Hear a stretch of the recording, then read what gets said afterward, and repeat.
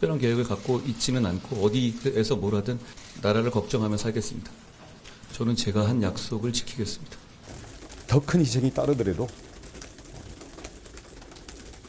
저를 던질 수밖에 없다라고 해서 거기에 동의를 하게 됐습니다. 그래서 결심은 제가 주체적으로 한 거고요. 저한테 안 나간다고 열심히 하라 그러더니 갑자기 나오셔가지고 조금 놀랍기는 했어요. 당황스럽기는.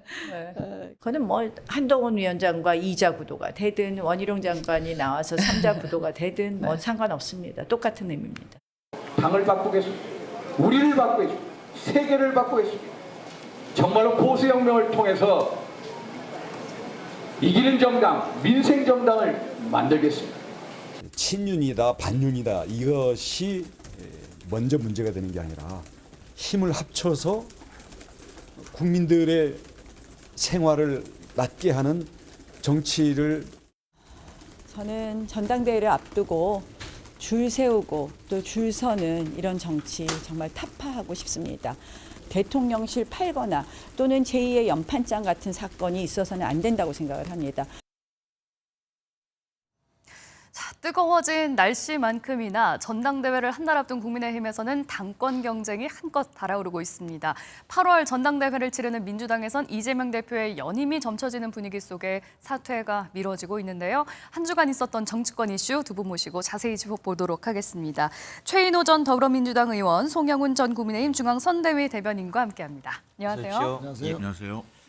앞서 이제 화면에서 국민의힘 이번 당대표 선거에 나가는 분들의 쭉 이제 인터뷰 내용을 좀 들어봤습니다. 뭐 보신 대로 나경원, 원희룡, 한동훈, 윤상현 의원.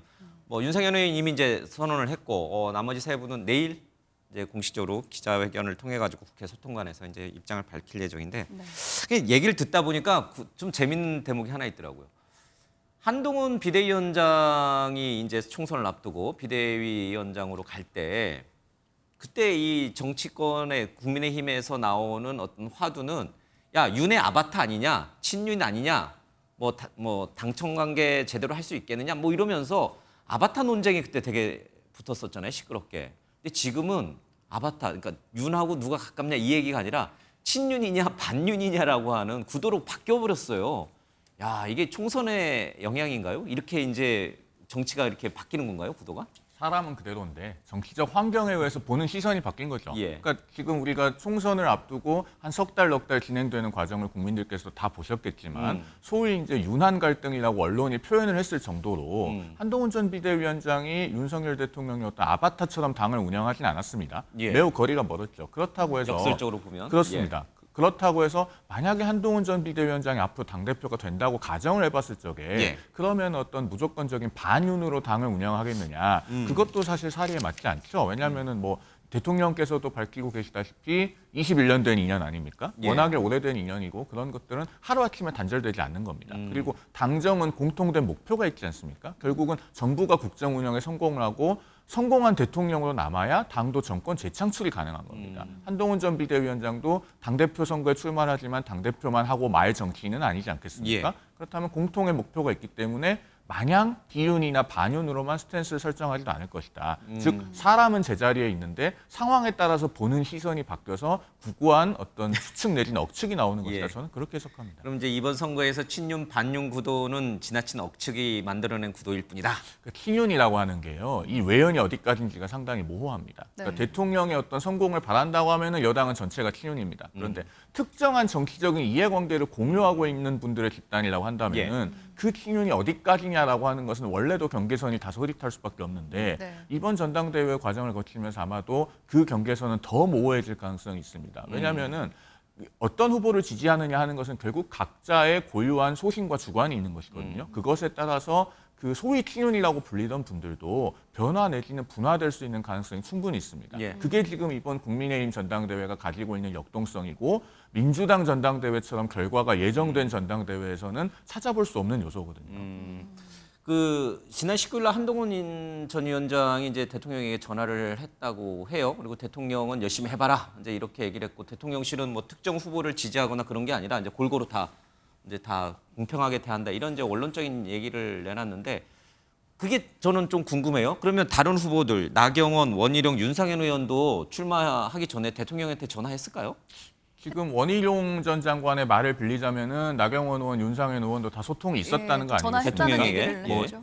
이렇게 전화를 했는지 아니면 찾아갔는지는 제가 정확하게 예. 알기는 어렵습니다만은 아무튼 소통이 있었다는 것이고 사실은 대통령은 당직을 맡고 계시지는 않지만 예. 뭐 당의 사실상 1호 당원 내지는 수석 당원 같은 존재 아니겠습니까? 그러면은 뭐 이러이러하게 내가 당을 맡아서 운영해 보겠습니다 정도는 의사표시를 하는 것이 맞고 그것이 어떤 정치적인 예양에는 맞다고 보여지죠. 다만 그것에 대해서 대통령께서 직접적으로 어떤 뭐 누구를 지지한다 혹은 예. 아니다 그런 입장을 밝히실 수는 없는 것이고 모든 후보에게 공평한 말씀을 하실 수밖에 없다. 저는 그렇게 이게 생각합니다. 다 전화 통화를 했다라고 봐야 된다는 거죠? 소통이 있었다고 보여집니다. 소통이라는 게 뭐 대통령 실장을 통해서 할 수도 있고 뭐 정무수석을 통해서 혹은 뭐 대면을 할 수도 있는 것이고. 알겠습니다. 국민의힘에서는 예상했던 인물들 중에 불출마 선언을 한 사람들도 있고 또 예상 외의 인물이 또 뛰어든 경우도 있는데 민주당과 비교했을 때 보면 지금 4파전으로 사실상 치러지게 되면서 상당히 판이 좀 커졌습니다. 국민의힘의 전당대회 상황 어떻게 좀 바라고 계시는지요? 예, 우선 초반 레이스가 이제 시작됐지 않습니까? 네. 초반 레이스에서 원희룡 전 장관이 친윤 결집을 바탕으로 해서 상승 곡선을 그릴 수 있느냐가 첫 번째 관전 포인트가 될 것이다. 예. 그러면 한동훈 위원장은 비윤이라고 지금 우리 최 의원 마음속에는 그렇게 설정이 되어 예, 있는 거예요? 그렇죠. 예. 사실은 이제 대통령과 한동훈 위원장은 총선 과정에서 윤한 갈등을 2차례나 일으켰고 네. 또 한동훈 위원장은 단순히 당 대표 관리자 입장에서 국정 안정을 이루는 여당의 대표로서의 목표를 가진 분이 아니고 예. 대표를 기반으로 해서 국민 지지를 획득하고 결국은 대권으로서의 목표를 가진 분입니다. 그렇기 때문에 결국은 한동훈 위원장의 향후는 전략적으로 윤 대통령과 차별화에 나설 수밖에 없을 것이다 하는 것이 이제 지배적인 관측이고요. 예. 그런 측면에서 봤을 때 원희룡 장관은 친윤 행보를 뚜렷이 하고 또 출마를 가시화했던 전날 특사 보고라는 형식으로 윤 대통령과 직접 만났지 않습니까? 예. 네. 거기서 분명히 윤 대통령의 어떤 열심히 해봐라 똑같이 라는 한동훈 메시지를 위원장한테도 분명히 했지만. 받았을 것이다. 윤심이 원희룡 전 장관에게 있다라는 왜냐하면 원희룡 보시는 장관은 특사 가기 전만 하더라도 출마를 표명한 적이 없습니다. 예. 갔다 왔어. 네. 윤 대통령과 만난 직후에 바로 출마 의사를 밝혔죠. 그래서 아주 가감한 행보를 하지 않습니까? 네. 그런 측면에 봤을 때는 윤심을 얻은 것은 원희룡 장관이다. 예. 그래서 윤심을 얻은 원희룡 장관이 종자 지지층을 확보하는 예. 지금 수순에 들어갔고 예. 이 종자표를 바탕으로 해서 확장 전략을 쓸 것인데 예. 빠른 시간 안에 친윤표를 확보하면 예. 상당히 상승 곡선을 그릴 가능성이 높다. 네. 예. 지금 민주당 입장에서는 거론되고 있는 당권 주자들 중에 가장 위협적으로 느껴지는 인물은 누굽니까? 뭐 다들 뭐 의미 있는 분들이지만 예. 저희들이 봤을 때는 글쎄요. 뭐 원론적으로 보면 국적이 안정돼야 된다는 측면에서는 네. 그에 부합하는 인물이 당 대표가 되는 것이 민생이나 나라를 위해서 좋은 것이 아니냐. 누가 됐으면 좋겠어요. 그래서 그러면. 그건 좀 지켜봐야 돼요. 어떻게 생각하세요? 예. 지금 사실 최 의원의 해석이 그러니까 여러 가지 정치적 상황이나 맥락에서 봤을 때 최 의원의 해석이 조금 더 합리적인 해석에 가깝다고 이제 일반인들이 봤을 때는 그렇게 느껴져요. 왜냐하면 자꾸 치윤 비윤 없다라고 자꾸 말씀하시지만 지금 최 의원 해석처럼 원희룡 장관이 느닷없이 나선 거 그리고 친윤의 기술을 높이 들은 거 그런 것들로 봤을 때 한동훈 위원장과 원희룡 장관, 나경원 의원을 바라보는 대통령의 시선은 똑같다라고 자꾸 얘기하시지만 다르다라고 보는 게 더 합리적인 거 아닌가요? 그러니까요. 정치는 이제 실제로 어떠하냐 하는 것보다도 국민들께 어떻게 보이느냐, 국민들께서 어떻게 보시느냐가 중요하지 않겠습니까? 그런 점에서 지금 원희룡 전 장관의 행보는 마치 윤심을 등에 업은 것처럼 보이는 요소가 있긴 합니다. 왜냐하면 전격적으로 출마 선언을 하고 그 다음에 행보가 굉장히 빨라요. 예. 출마를 표명을 하고 첫날부터 여러 의원실, 특히 중진들 의원실을 돌지 않았습니까? 네. 그런 점에서 행보가 빨라서 뭔가 뒤에 있는 있는 것 아니냐 이렇게 보이기는 해요. 그리고 원 전 장관이 사실은 선거도 굉장히 잘합니다. 이번에 예. 인천 개항을 해서 낙선한 것 외에는 국회의원 3번 다 당선됐죠. 그다음에 도지사 2번 다 당선됐죠.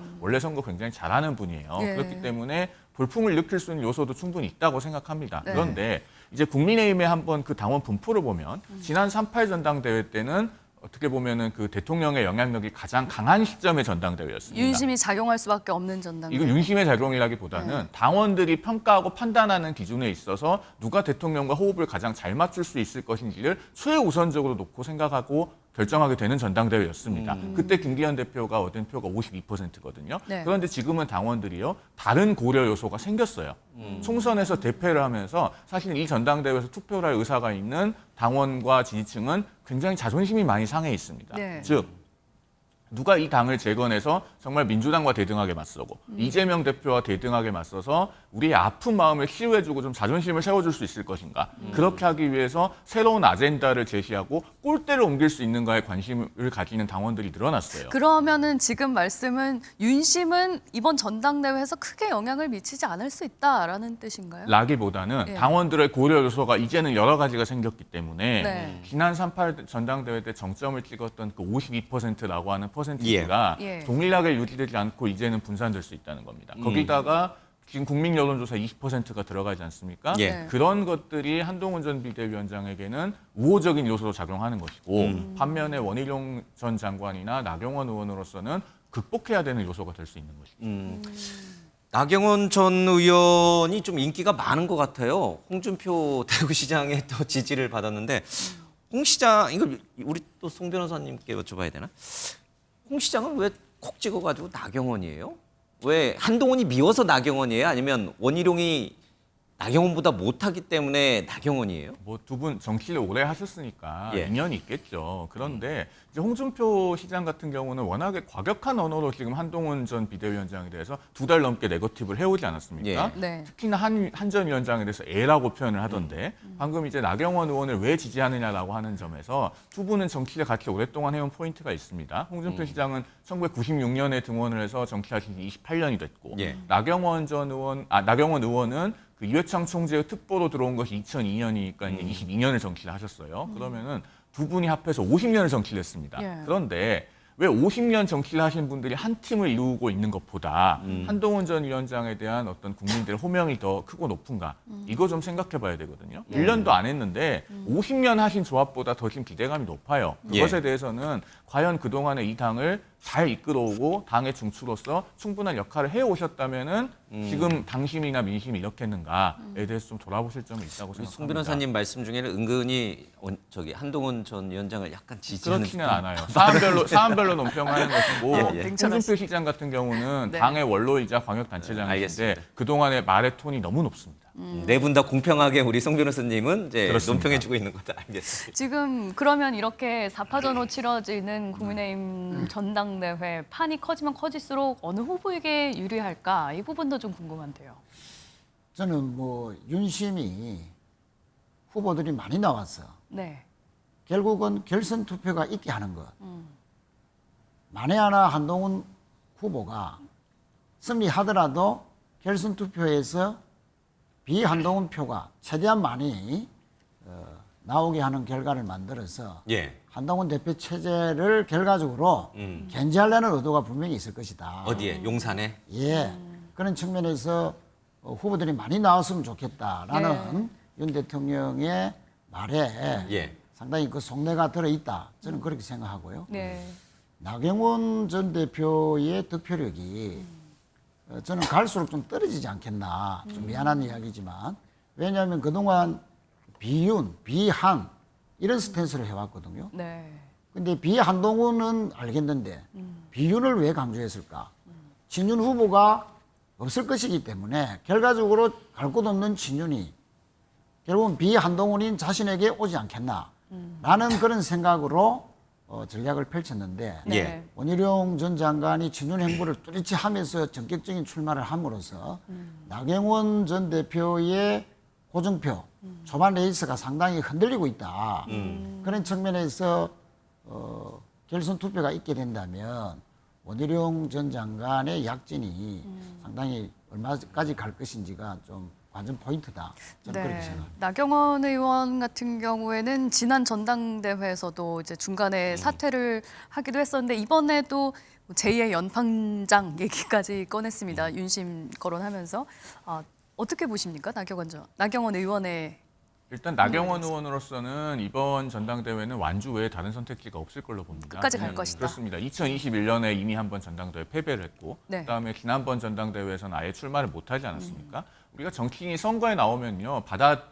볼 수 있는 결과는 4가지가 있습니다. 네. 첫째 승리, 두 번째 잘 지는 것, 네. 세 번째 잘 지지 못하면 잘 못 지는 것. 네. 그런데 4번째가 드랍하는 거거든요. 이게 가장 나쁜 겁니다. 그리고 주저앉으면은 그 다음에는 그 정치인을 중심으로 사람을 모으기는 굉장히 어려워집니다. 그래서 네. 이번이 전당대회 출마가 처음도 아니고 당대표 연속 3번째 도전하는 것이라는 점에서 결국 예. 나경원 의원은 상황이 어떻게 전개되든 간에 완주할 수밖에 없을 것이다. 저는 그렇게 예상합니다. 근데 이게 전당대회가 이제 흥행 이렇게 이제 여러 중량감 있는 사람 인사들이 나와서 이제 흥행을 하고 있는 것 같아요. 사람들 관심이 많아요. 뭐 친윤이 비윤이 뭐 그것도 사실은 관심의 표현이니까.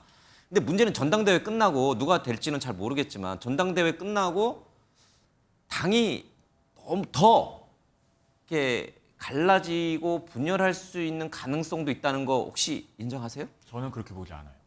하나를 똘똘 진지하게 뭉치라고 그렇게 보여요? 보지 않아요. 진짜로요? 왜냐하면 108석밖에 안 되는데 여기서 당이 또 뭔가 내분이나 내홍을 겪게 되면요. 그게 이제 표현이 좀 적절한지 모르겠습니다만은 우리 속담에 거지끼리 자루 찢는다고 하거든요. 그런 지경이 되는 거예요. 그러면은 108석이 그래도 단합하고 단일 대우를 이뤄야 뭔가 원내에서도 교섭력이 생기고 그렇게 되는 것이지 거기서 다시 분열한다. 그 당원 지지층이 과거 2016년에 분당 사태나 이런 것에 대해서 많은 트라우마를 갖고 있기 때문에요. 그런 걸 다시 그 재현해서는 안 된다는 그런 공통의 의식은 저는 있다고 봅니다. 흥행하고 결과도 굉장히 통합적이고 단합하는 모습으로 종결이 될 거다. 그렇습니다. 흥행이 뜨거워지는 경쟁이 치열해지고 흥행이 되면 될수록 4분 5열로 빠질 것이다. 요거 하는 거는 멀다. 저는 그렇게 보지 않습니다. 희망사항이시기도 아마 민주당의 희망사항일 것 같습니다. 네, 최 의원님. 그래서 뭐 국힘의 희망사항과는 다르게 예.